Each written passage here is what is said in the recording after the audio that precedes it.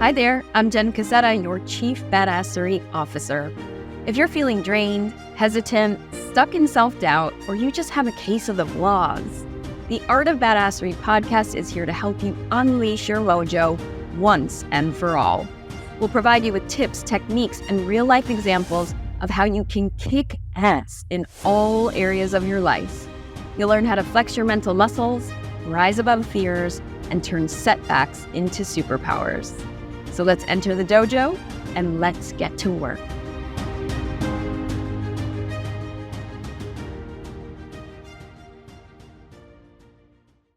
Welcome everyone to the Art of Badassery podcast. I'm Jenn Cassetta, your Chief Badassery Officer. And boy, oh boy, do I have a badass to share with you today. Her name is Rebecca Rusch, and Rebecca is a world champion athlete, Emmy award winner, entrepreneur who inspires people to embrace an athlete's mindset, pursue their own personal podiums, love that, and redefine peak performance. With over 3 decades of unparalleled success, Rebecca's become an icon in ultra-endurance sports. Pushing the boundaries of human endurance and resilience, her achievements span mountain biking, adventure racing, climbing, and paddling. She summited Mount Kilimanjaro by bike. I didn't even realize that was possible. And was the first person to ride the entire 1,200-mile Ho Chi Minh Trail. Wow. Beyond her competitive career, she's won an Emmy for her documentary film, which we're going to hear about, called Blood Road. She's a best-selling author of her book, Rush to Glory, and an inspirational keynote speaker. She has a foundation called Be Good Foundation, where she leverages the power of bikes to transform lives, foster community, and create global impact. She has a podcast series called Brainstorm that we're going to hear about. And truly, what we're going to be talking about today mostly, I would say, is Rebecca's healing journey from a traumatic brain injury, which is why I think Rebecca is a black belt in badassery, because a black belt in badassery, everyone, say it with me, I've said it 100 times already, is someone who has gone through really difficult times in their life, overcome challenges, and now gives back in service to others. And that's why I am just so honored to have Rebecca on the podcast. Welcome, Rebecca. Thank you. I'm so excited to be here. Thank you so much. And as Rebecca knows, but everyone else is going to hear, I've been hearing your name for the last 15 years through my husband, because that's how long I've known him, of what a badass you are. And he's in the bike industry. He's been in the outdoor industry his whole career and literally been singing your praises ever since. He said that you would show up to these trade shows back in the day, like way back in the day, and you were like sleeping in your car just to be there. And now you've been sponsored by so many incredible companies. Can you bring us back to those early days, Rebecca? And just how did you get started? Yeah, and I love Lindsay. Thank you. He's been a really kind person throughout, like we've intersected with each other multiple times in different ways. And he's always just been this really kind person in a very male-dominated industry that I've been in. And he was a guy who was basically just became a friend. And I've always really appreciated running into him. But yeah, I've been a self-employed entrepreneur athlete for my entire life, multiple decades. But it started from passion. I never set out to, as a kid, to be like, I'm going to be a professional athlete. It really wasn't that way. It was just things falling into place, me following passions that I loved. My first real career was actually opening and running and managing rock climbing gyms.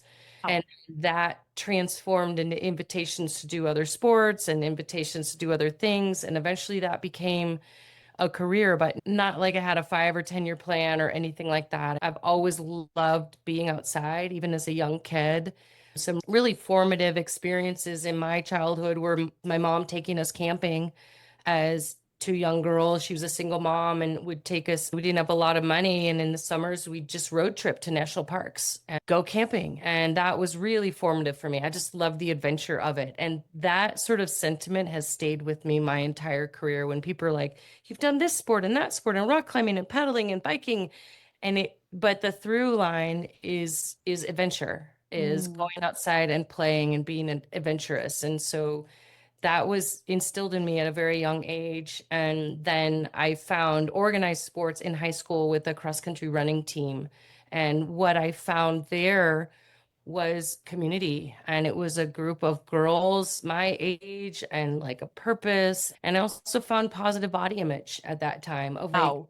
At a you time when know, so many girls do not find positive I body. didn't. I was bulimic as a young girl and like just I didn't fit in. I didn't feel like I fit in. And I found cross country running my freshman year in high school. And that really changed everything for me. And it's why I'm such a big proponent of girls being in sport and women staying in sport because I will preach this till the day I die that sport is the best training ground for life, where you're learning failure, you're learning teammates, you're learning confidence in yourself. And so that was really formative in high school. And it launched this lifestyle that became a career. And I feel really lucky to have been able to shape it that way. But as you talked about in the intro, there was a lot of sacrifice of living it out of my car, having no health insurance. If I wanted to be a rock climbing guide, this was the way to make it happen. And it's taken decades for me to establish a career path. Mhm. And even now, I'm 56 and I'm having to every season complete morph and change and evolve and launch podcasts and do other things. And that's the entrepreneur part of being a professional athlete. It's not like you just do your sport. It's Right. not like that at all. Maybe if you're on a like an organized professional team like football or soccer, but in outdoor sports, you are your own business manager, your own marketing agent, your own social media, your own whatever. And I can And relate to that not as a professional athlete, but as a as podcaster, yes. my career. It started in martial arts, but I was just following my passion, just like you, Yeah. just different iterations over time. But I Right. still, every season, have to readjust or edit or add things and Mhm. figure out how to keep up with the times and keep Yeah. going to spread the message. Absolutely. Yeah, there's beauty in the creativity of it to shape your own career, but there's also a lot of stress that goes with that. Not a very stable or reliable income channel, or you have a sponsor one year and they're gone the next year. And so it is a volatile but creative space to be in, and it comes with pros and cons for sure. I understand it so well. I have 2.5 decades in it as an Mhm. entrepreneur, but again, not the professional athlete part. My personal dojo. Rebecca, the other thing about Lindsay, my husband, is that one of his bucket list items is going to your retreat. So can you tell everybody about Rebecca's Private Idaho? Rebecca's Private Idaho is a world-class gravel event in my hometown of Sun Valley, Ketchum, Idaho, and I launched it 13 years ago. This is going on year 14, before gravel riding was really a thing.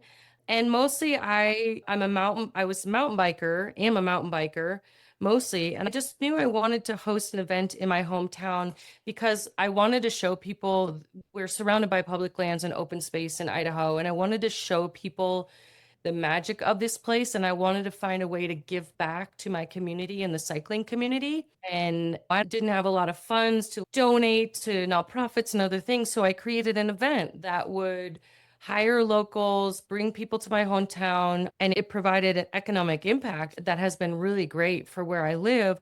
But also the people who come, they get to see my training ground and my backyard and get out of cell phone range. As soon as you leave town on your bike, you're really out in a remote area that hasn't changed in 100 years. And I really believe that's important for people to get into nature for their own health and wellness. And so I launched Rebecca's Private Idaho as a way to show people this is what's important to bring people together, but also to show them the remoteness, but then the community of cycling. So those two things together, and then to give back to sport, which has been a super important part of my life. And gravel wasn't really a thing, but I'd done a couple gravel races. I'd won Unbound multiple times and was like, you know what? I can bring more people if it's on a gravel road instead of a mountain bike trail. I can welcome more people. It's less intimidating. And Mm. so that's why I launched a gravel event before gravel events were anything. And since then, it's really blown up. It's the number one fundraiser for the Be Good Foundation, which is my foundation. And like hundreds, thousands of people have come here over the years. Lindsay still needs to come. He's Um, coming. but it's just been such a gift for me to see people cross a finish line after riding 20 miles or 100 miles or 50 miles.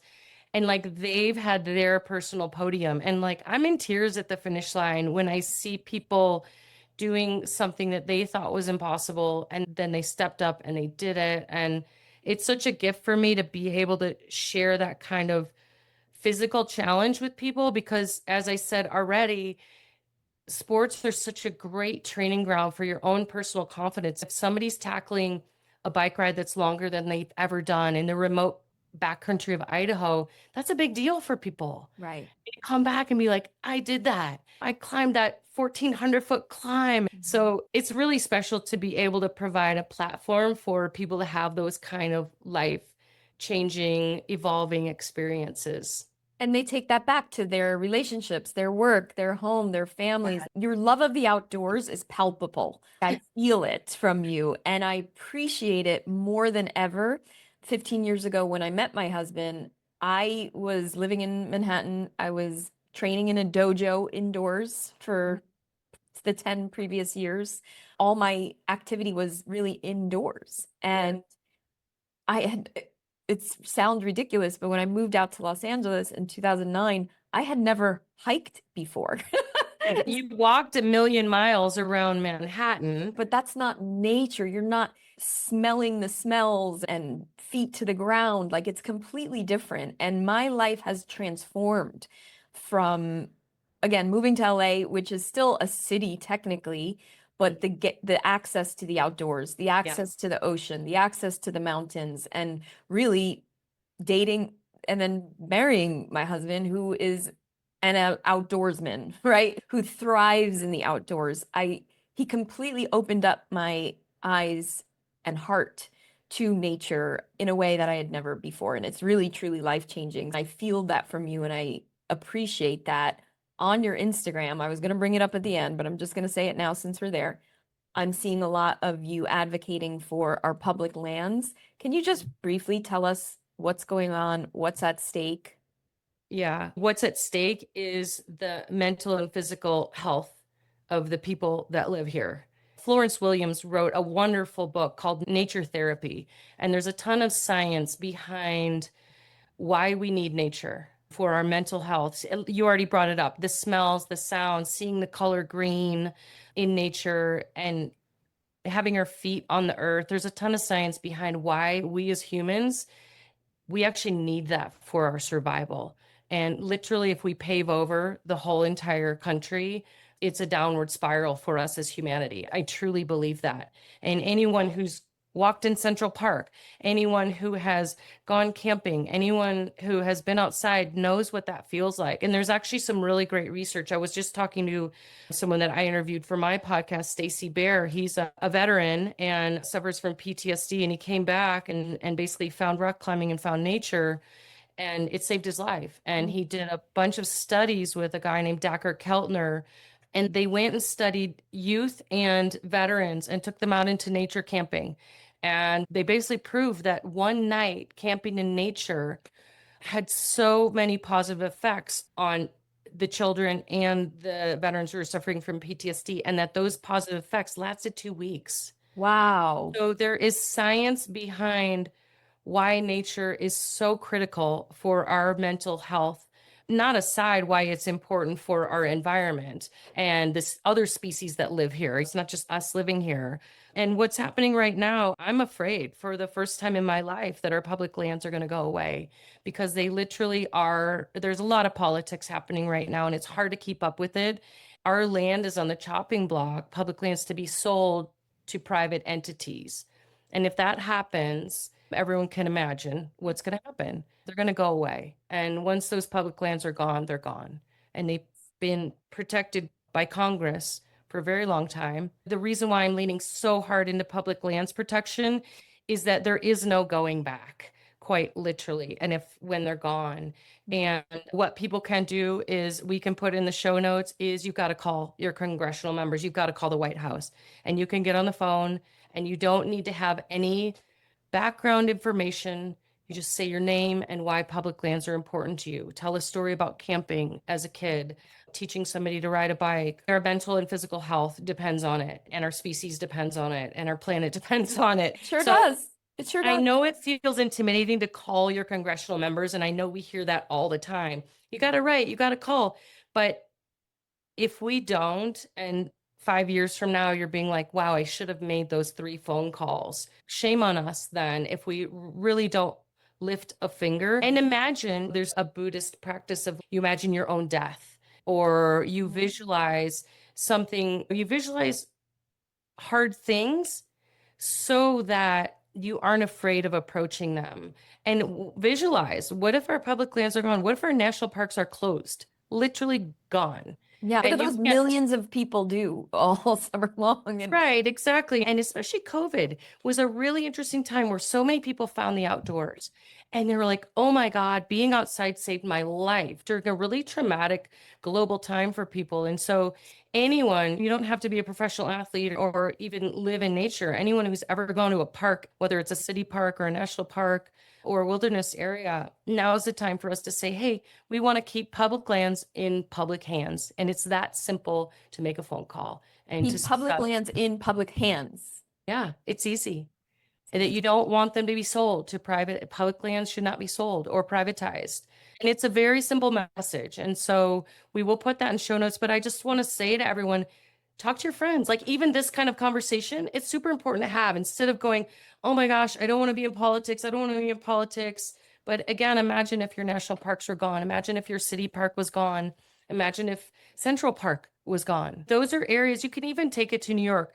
Look how many people use Central Park because Many. they need to be in nature. People need to be in nature. I'm glad you brought that up. Thank you. No, And thank you. it really isn't that hard. So I will ask everyone to make a phone call. You don't have to have the right words. Just say, keep public lands in public hands. And this is why it's important to me. I promise to do it. I'm gonna do Okay. it. I hope everyone out there And you will can keep well. calling every week. You can call the White House, literally. Take the calls. Okay, good. I don't think they want to hear from me, but that's okay. Yeah.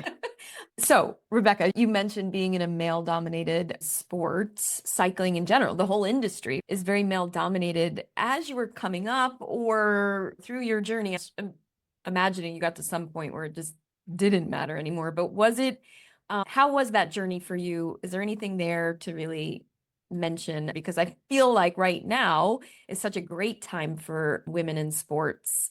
And women in sports are getting more attention, getting more funding. Yeah. Still have a long ways to go. Yeah. The Olympics, soccer, basketball, women's cycling, women are in the media finally and getting the media attention, which then will trickle into funding dollars for the professional athletes, which then will trickle down to participation. But what's been really cool, what the sort of groundswell that's been happening that brought us to this moment where everyone's watching women's sports. Women's basketball, WNBA, is blowing NBA out of the water as far as sold out arenas, ticket sales, and the dollars are speaking, the fans are speaking. Cool. But you go back 20 years, and this is what's really important, is that people have been pushing for female participation in sport for a long time. So when I got into cycling, which that was age 38. I started cycling as a professional at age 38. And so Wow. I came into the sport from rock climbing, from paddling, from running, which were less male dominated, to be honest with you. There were more, I was on a women's whitewater rafting team and then got into cycling, and there just weren't a lot of women involved. And so I actually went at Sea Otter, one of the big bike festival events, went to one of my sponsors because I brought sponsors from adventure racing, from other sports, and started focusing only on cycling.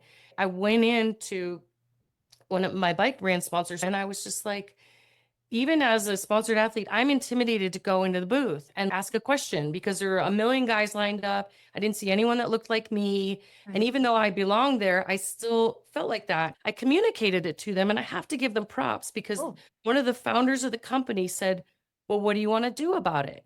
What can we do? And so I launched, they gave me some funding and this sort of the hand on the back to launch a bunch of free women's mountain bike programs all around the industry. And I called it the SRAM Gold Rush Tour. And I just invited people in.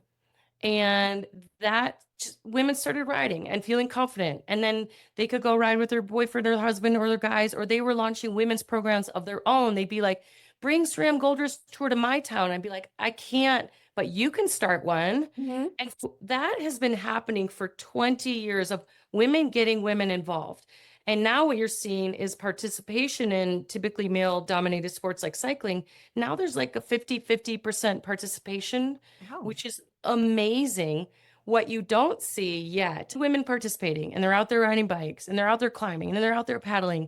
You don't yet see the women in outdoor sports leadership. So they're not yet in the boardroom, so to speak, of leadership. They're not yet the decision makers. There's some, but we're still quite outnumbered in the organization of the sports industry. And so that's the next level to go. And that's where you're going to start to see changes in athlete contracts. You're going to start to see changes all over the place. And I do have to give props to a brand, Live, that has started women's specific bikes for women, designed by women 15 years ago. So they have been doing that for a long time. They're still in the game. And LIVE or LIV. Yeah. And LIV? they're the women's branch of Giant Bicycles. Oh, cool. I just have to give them props for stepping up and creating the space. So what's happening is people are communal, but women especially. And so it's like you learn to bike ride. So then you invite your friend and you invite your friend and you say, yeah, come along. And that's happening on a global level. And it's so exciting to watch like women's mountain biking in the Olympics and women's road riding and women's Tour de France. And it's so exciting to watch, but it took people like me or people like anybody saying, hey, you can try to ride a bike. You don't need to be intimidated. So I also want to say to people, anyone, any woman or man, anyone who is in sport, giving an invitation to a friend, a neighbor, a daughter, a grandma, anybody is a really powerful tool. If we all defended what we love, invite people into the outdoors, that is where the magic really happens. Because a lot of times people don't get in the outdoors because they're intimidated. And so if you say, hey, come along, I'll show you. It's such a powerful gift. It's why I did Private Idaho. It's why I do SRAM Gold Rush Tour. It's why I do podcasts like this. Is I truly believe if everyone went outside, the world would be a better place. But it takes us to say, come along, I will show you how to do it. 100%. That's my second call to action for people is invite somebody outside. I love it. I love it. And again, I know Lindsay's I keep bringing him up, but if it weren't for him, I probably never would have camped. Like I didn't go camping as a kid. My dad was from the Bronx. There was no camping. I would have never done any of that stuff, the long hikes, none of it. And I now crave it. Not the camping. Can I ask, what was your first camping experience? Can I ask you to share that? I was terrified, but I'm with the gear guy, so we have everything. So I wasn't worried about not having something, but I believe it was when we went to Sequoia and Kings Canyon and then Yosemite. So it's always my ask is, can we be close to enough to a bathroom? Yeah. And can we do a few nights and then a night in a hotel? Yeah. It was mind-blowing. It truly opened up my mind to camping. And what I realized, my big takeaway from camping is it's really, you're just cooking. You're preparing all day long. You'll hike, you'll come back, but then it's like most of it takes so much time to cook a meal that you're preparing, you're cooking, you're lighting the fire, you eat together, then it's marshmallows. It's really actually fun. Yeah. It is just living your life, but living it under the stars. And so setting up your bed and setting up your food and when you come home, you appreciate the comforts of your bed and all those things, but it's pretty magical to sleep under the stars and to do all those things outside. Yes, I'm still learning, Rebecca, but I'll get better. I'll get better. I love it. Amazing. Okay. What I would really love to dive into. So I listened to your podcast on Rich Roll. It's 2 hours long, people. If this topic about traumatic brain injuries is near and dear to you, I highly recommend watching that as well. We're probably going to do more of the Cliff Notes version here, but what I really enjoyed was reading people's comments on the YouTube video. Because of you sharing your story on his podcast, there are people that have had these brain injuries or know of people writing in the comments and saying how this was so incredibly helpful and they feel seen and heard, and especially having this invisible injury, which you talk about. Yeah. So can you bring us back to how it happened, where it all began? Yeah, November 11th, 2021, I was doing a bike ride. It's like bike packing ride. It wasn't a race. It wasn't anything super gnarly, but I was out in Arizona spending a few days on my bike and Alone. alone, but I was meeting friends each night to camp, which was fun. They were like driving around and camping and meeting me. And so it was really cool. But during the day, I was on my own, riding alone. And it was, I think, the afternoon of the second day, super nice, warm, sunny. I was having a great time on an easy section of trail. And I just had a simple bike crash. I wasn't doing anything super technical. I just hit my handlebar on a little rock, and it ended up sending me off my bike, tumbling down a rocky cliff, and I hit my head. The first impact was hitting my head. I was wearing a helmet. I didn't lose consciousness, but I was really shaken and hit my head, hit my ribs, tumbled a few times down about a 10-foot embankment, rocky embankment. I was out of cell phone range, out by myself. And so I performed my own self-rescue. I got myself out of there safely. You said you were an EMT on the I podcast. am an EMT. And so I was like taking a selfie, looking at my pupils, and I turned on my GoPro camera to talk to myself, to actually be my own rescuer and rescuee at the same. I knew I was a couple hours from a trailhead. I was out of cell phone range. I knew I'd hit my head and I hit my ribs. I knew I could have a brain injury, punctured lungs. And so I was like, I got to get out of here. And I got myself out. I thought that was the worst of it. I'm like, sweet, I saved myself. I'm really proud of myself. I'm going to be okay. What I didn't know is that began basically a 3+ year, really tough time of some long-term post-concussion symptoms that I didn't understand. And I didn't get good care right away. I didn't know I had a concussion. I didn't go to the ER, the doctor right away. And then when I did a couple weeks later, it was basically like I was never screened for Well, concussion. why did you go to the doctor weeks later? It was finally my coach, my training coach, who was like, you know what?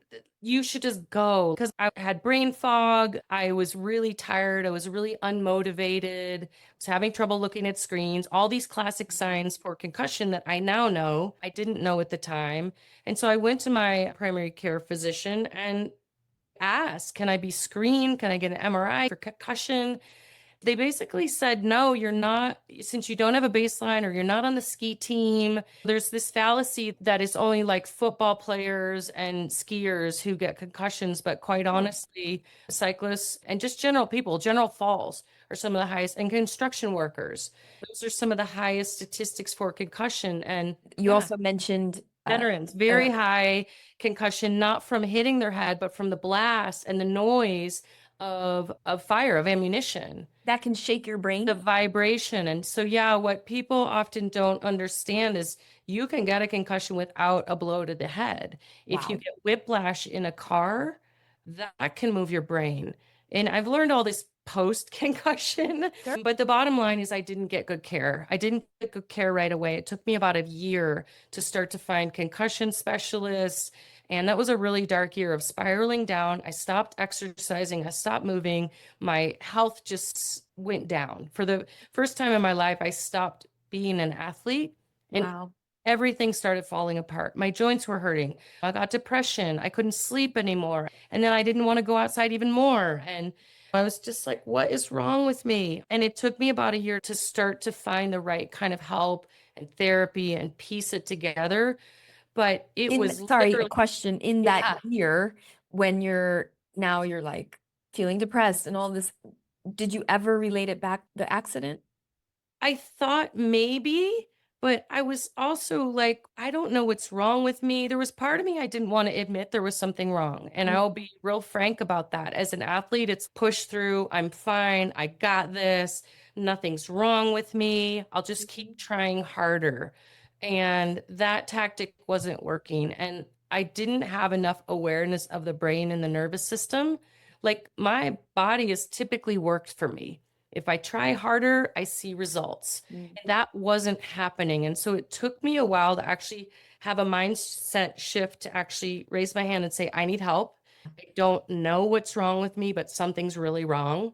And also, as a professional athlete, I was hiding it from my sponsors, from the media, because I didn't want to lose my job and I didn't want to admit something was wrong with me. And I didn't know what to do. I was also really scared. But I finally started getting the right sort of care, the right sort of help.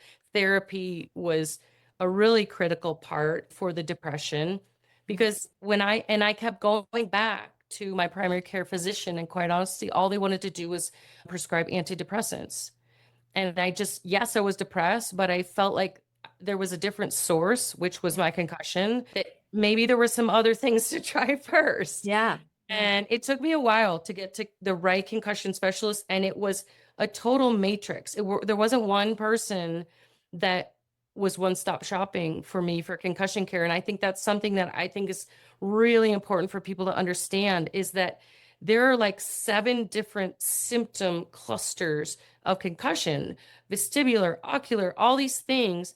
And a concussion specialist, you might need people in all of those areas depending on the type of soup that you have, the makeup that you have. And so it takes some different things that you may PT for my neck. Like, I didn't really put my neck together. Anyone who's had a neck injury or anyone who's had a concussion needs to have their neck looked at. And that's not normal protocol.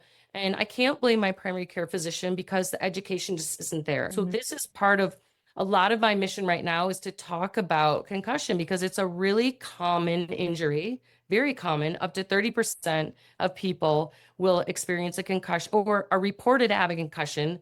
That doesn't even count non-reported. So if you think about that statistic, like 30%, you said. and so tons are probably going unreported. And then there's people suffering going, what's wrong with me? And I'm like, is it menopause? Because I'm in my 50s. Is it that? Is it just, there were a lot of factors. And I think that's what's important to know about the brain, is the brain is your central nervous system.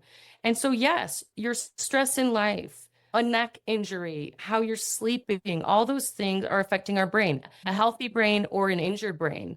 So I think the cool thing I've learned is all the things I've learned about recovering from a brain injury are actually applicable to all of us for cognitive health in general. Think like taking creatine, great brain health for everyone. Second time it's come up on the podcast. Rewind to Kristen McGee's episode where she talks about creatine. I heard that. Oh, cool. Yeah.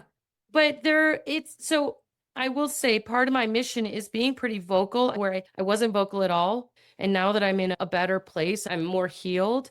I'm communicating a lot about it to try to help other people who are suffering, who don't need to suffer. They just aren't finding the right people. And the good news is that you can recover from concussion even 10 years later. You just need to get the right, based on your symptoms, the right care based on your symptoms. And so someone might say, oh, I don't have eye issues. Great. That's great. You might have a different set of concussion things. And I've done quite a few. Like, I did the Brainstorm podcast series, which is a 4-part series that talked about my experience, what I tried, and we brought in some experts to give their opinion. And then I've since hosted 2 outdoor athlete concussion lounges that are just Q&As for people with Dr. Liz Sampe, who also is an athlete who had concussions.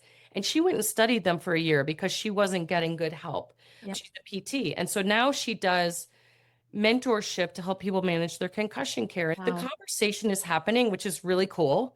And so I will just say that if somebody has a brain injury or is living with a partner with brain injury, you can recover from them. It's just, they don't recover on their own. It's if you had a broken bone, not that well unless you got the right kind of PT. And I know, Lindsay, you've been a caregiver for someone who's gone through concussion. So yes, that's pretty hard. Listening to your story, I was having these flashbacks of, it's probably like 12-ish years ago. Lindsay, my husband, was volunteering, coaching the UCLA rugby team here. And one night I get a call that he's in the hospital. And I run over to the hospital and he's in a wheelchair, like flipping through his phone. It was just a bizarre scene. Like, I felt like I was in a movie, like he wasn't really there. What I remember is getting home and him or me waking up. I don't even know if I was able to sleep, but every hour or so, he would ask the same set of questions on a loop. And they were, are my parents still alive? Did his sister call? And something else. And it was just like, are my parents still alive? And I'd have to Wow. be like, yes, they are. Because it was really scary. Because all I'm thinking, is this gonna be the rest of his life? Is his memory Yeah. gonna come back? Yeah. And the crazy part of it is, and I've never said this out loud, but too bad, but UCLA ghosted him. Yeah. They wanted nothing to do with him. Yeah. So they left his car in a parking lot. We had to go get it the next day. And I never heard from them again. He never reached out because what is he gonna, unless you're like gonna go after someone legally, they wanted nothing to do with him because they figured that he could probably sue. He never did because that's just who he is. My point is, there was no follow-up care.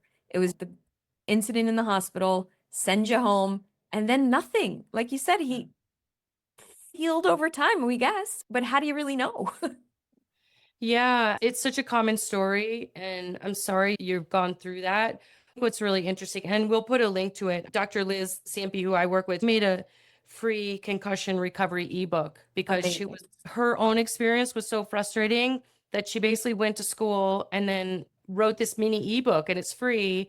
And it just explains the 7 different types of symptoms. You might have a combination of different symptoms. And it explains where to start based on what your symptoms are.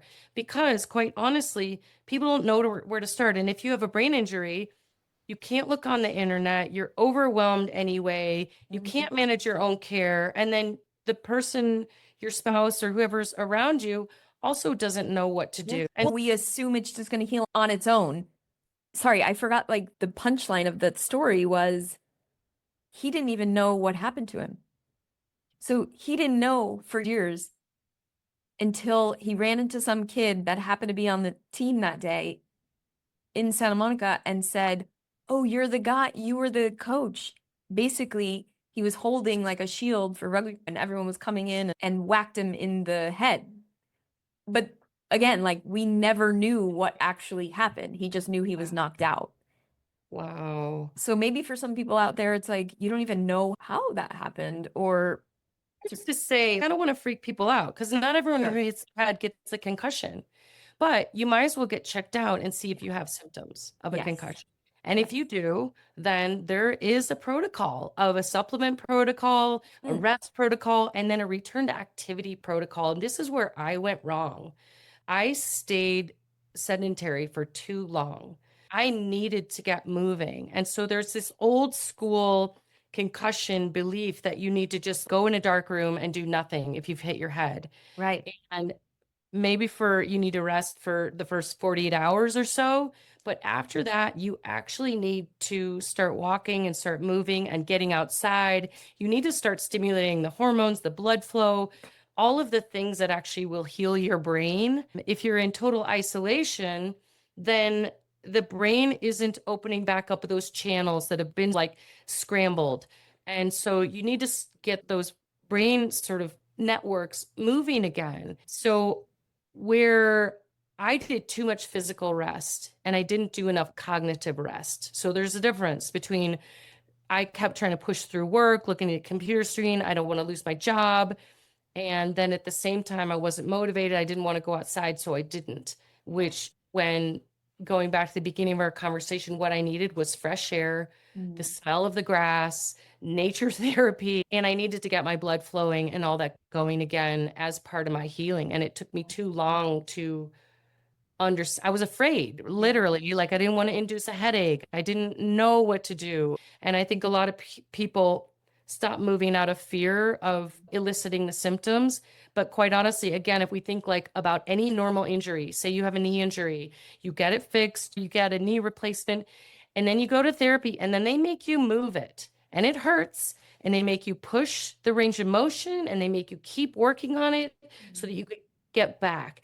And if we think of a brain injury, just like any other injury, there is specific PT to get back. And that might involve pushing yourself a little bit with the right kind of care. And maybe it's doing eye exercises, but I needed to get out and exercise more. And I prolonged my symptoms because I stopped moving. That's so interesting. And because I'm sure there's people out there listening that have never had a TBI or will, but so many of us have been injured in other ways, whether it be a mental or physical injury. Can you just share a little bit more about your healing journey in general?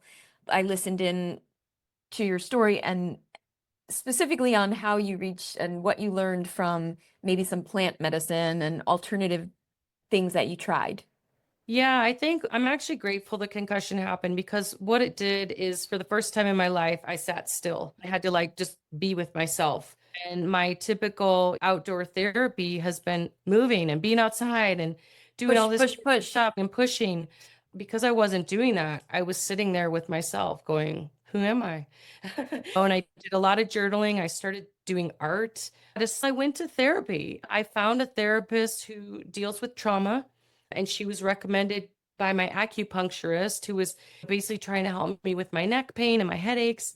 And sort of one layer led to another. I found this amazing therapist who specializes in trauma and the trauma of the concussion, the trauma of losing my identity of an athlete, the childhood trauma I never really uncovered, of losing my dad at a very young age, like all this stuff that I hadn't really ever looked at in myself. The concussion and the subsequent search for modalities that will help me heal started to heal a lot more than my brain because, again, I started working on myself.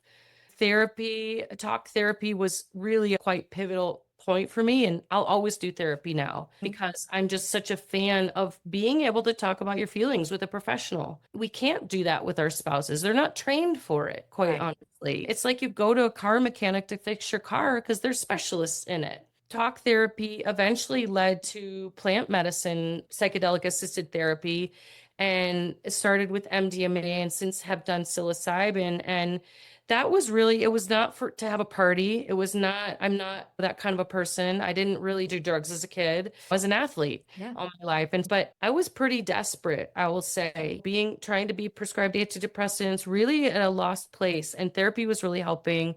And then the next level was the plant medicine therapy.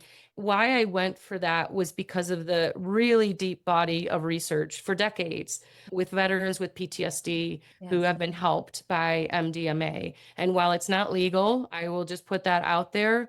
There are so many studies of people with trauma and brain injuries, concussions being helped. Right. And I am one of those who said, absolutely, it was a real turning point for me. And it has helped me immensely, one, get to know myself better. Mm. And now what I take from it is I can recognize the symptoms of stress or overload, concussion or not. And this is what I will say to people.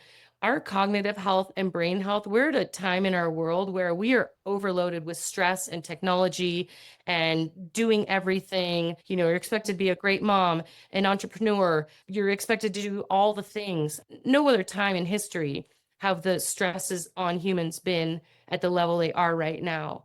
And so everything that I've learned and that we're talking about through my concussion is actually really relatable just for cognitive brain health for everyone. So important. We So don't think about our brains as something we need to take care of actively, we, proactively. yeah, we don't. And this is where I think the conversation is starting to shift, which is really cool because science has caught up with sort of ancient practices and they can now show that a brain that's been meditating their whole life has way different neural pathways than a non-meditator. And so the fact that science can now prove some of those ancient sort of Yeah. techniques, more people are jumping on board, being like, oh, and you can track your sleep and go, oh, if I don't sleep well, this is happening. So we're getting proof, which I think is getting more of us to be like, yeah, I need to prioritize even the things I can't see because now we can measure them. You Right. can measure your sleep. Maybe you don't have electrodes on your brain looking at your brain waves, but you can look at a scientific model of a brain that has used plant medicine versus a brain that has not. And you can see the channels being opened and moved. You Mhm. look at a brain that exercises versus a brain that doesn't exercise. So all of these things we think we're doing for our body, we're actually doing for our brain. Yeah. Fascinating. And I got so excited because there's a bunch of reasons, but Dr. Joe Dispenza is my favorite teacher of the moment. Yeah. And I'm gone and done his 7-day retreat and done the very deep meditation. I do them every single day for about a year and a half now. I know I've changed, but he shows all the brain scans of even just during our retreat. They're measuring on certain people wearing the caps with the little Oh, electrodes to show the differences of not even advanced meditators, but people just in the room that day. yeah. So when you see, for example, brain waves and high beta brain waves, right, which is most of us when we're in high stress levels most of the day, or even mid beta is where most people live. And it's a stressful state. You see the waves, they're very stressful looking. And then as you start to dip down into alpha and get more relaxed and more calming and see that wave even more relaxed, it's, oh, interesting. And it's such a simple thing, right? Anyone could look that up right now, just looking at the brain waves and think, I want to be in that nice, Mm, slower wave more often because that's where creativity lives. That's where logical thinking, right? That's where I can get ideas and downloads, and I can go on and on about yeah. meditation, but Nature brings those things in too, which is really cool. If we think about a multifaceted thing, it's okay, I don't meditate or I got to get outside, but like all of these things, like you said, are bringing our brain and our stress level down. Whether it's petting your dog, also does that. It releases cats. I saw a oxytocin. cat in your background. Yeah, cats and dogs. But the more you learn about that, and this is what I'm learning through that, you learn the feeling of, oh, these are when my brain waves are freaked out. But getting proof, like you said, seeing that visual of, oh, I want more of that feeling. And that's a good feeling. And then all of a sudden you start to bring that out of the 10-minute meditation and into your everyday life, whether you're in traffic or whatever else. Exactly. Oh my God. And then really quickly, Dr. Amen, I'm thinking of him and his brain scans. Did you ever go and get one with him? No, no. I did get some brain scans and they did basically show that I was stuck in beta, like post concussion. And basically, and they did say they could see that the what was coming in the front through my, and I have a lot of eye sort of issues, wasn't being translated Mm. to the back. So it's like I had a confused input, and that came from needing new glasses, needing a Wow. different prescription, prism lenses, because when you do get a concussion and your brain gets shaken, your eyes get shifted a little bit. And Mhm. that causes a ton of stress on your brain because your eyes are just working too hard to make sense Yeah. of what's coming in. And yeah, it's fascinating. What I'm hearing is you did a very holistic approach to your healing. Do you feel like you're still on the healing path journey? Absolutely. Yeah. Yeah. I'm still on the healing path, but I know the triggers and I know the symptoms, and I still have concussion symptoms, but I also now know what to do about them. It's just like learning your body as an athlete. You start to learn when you, like, maybe say you take up running, and the first day you can only run 20 minutes and it's so hard and you have to walk up every hill. And then the next day you start to do a little more and do a little more. So I'm like getting brain and nervous system fitness, then leading back to my physical fitness, which is really leading me to actually be a more sort of healthier, whole person than I was before the concussion. And you said it on Ritual, you said it here, that you actually are glad it happened in a way. Yeah. It's like any hard thing, and you've Yeah. talked about this is the gist of your podcast. Yeah. You do something really hard, you learn.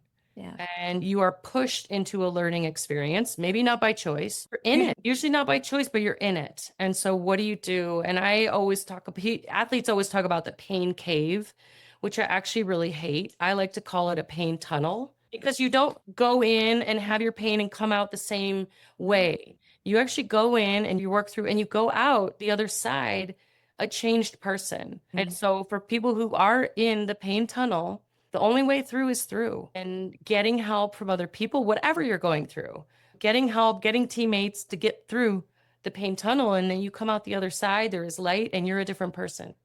I think that is the most beautiful way to wrap this segment, everyone listening, because everyone usually is going through something mentally, physically, spiritually, financially, emotionally, in relationship, something in their life. And if we can visualize that tunnel coming through as a new person, I think that's a really beautiful way to think about it. So thank you. Before we go, I have 4 rapid fire questions that I Okay. like to ask everyone. The first is, what was your favorite food as a kid? Favorite food as a kid was popcorn. That's a good one. If you could have a drink with anyone in the world, alive or dead, who is the person and what's in your cup? I might cry. I would have a drink with my father. Uh-huh. He died when I was 3. And yeah, I would meet him at a coffee shop. I actually have had a reoccurring dream as a kid that I would meet my dad in a coffee shop, tell him about my life, and we would catch up. And so I would have that drink. What's your favorite self-help book or self-development book, anything in that genre? Right now, my favorite is by Dacher Keltner, and it's called Awe. Awe. Awe, AWE. And it's like the wonder, like producing awe and the science behind the emotion of awe and why we need awe in our lives. And nature is the number 3 awe producers for people, but we've gotten away from that feeling of ah. And so, yeah, I love the book. There's a science behind it. And that was the study that I was referencing of being in nature and how it affects your brain. Awe. Adding to the list. And then last but not least, what's your favorite hype song? Oh, I just listened to it yesterday because I was doing a Nat Geo photo shoot at my home, and it's Going the Distance by Cake. Awesome. Such a good one. That's so good. And I get it. You're an endurance athlete. It makes perfect sense. Rebecca, can you share with everyone where we can find more of all the things? Obviously, there's going to be show notes with a lot of the links, but where can people find you? Yeah, on my website is Rebecca Rusch, rusch.com.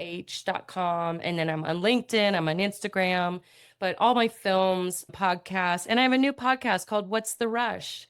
So you can join me there. We've got like 10 episodes out right now. Is it all athletes? No, Okay. it's people who've done amazing things. And really, it was born from my concussion journey of working through that pain tunnel. And so it's not all athletes, it's all different kinds of people. I'd love to point people to What's the Rush and to my website. And I'd love to hear from any of you. And you can meet Lindsay and Jennifer at Rebecca's Private Idaho this Labor Day weekend in Sun Valley. Darn it, I can't believe I said that out loud. Okay, thank you so much, Rebecca. This conversation has been so enlightening, so moving, so inspirational. And everyone out there, my biggest ask is that you share this with someone who's going through their own pain tunnel right now. I'm sure you know someone else besides yourself. So please share that with others and let us know what you think. Thank you for tuning in. I love you. I appreciate you. And I'll see you next time on the Art of Badassery podcast.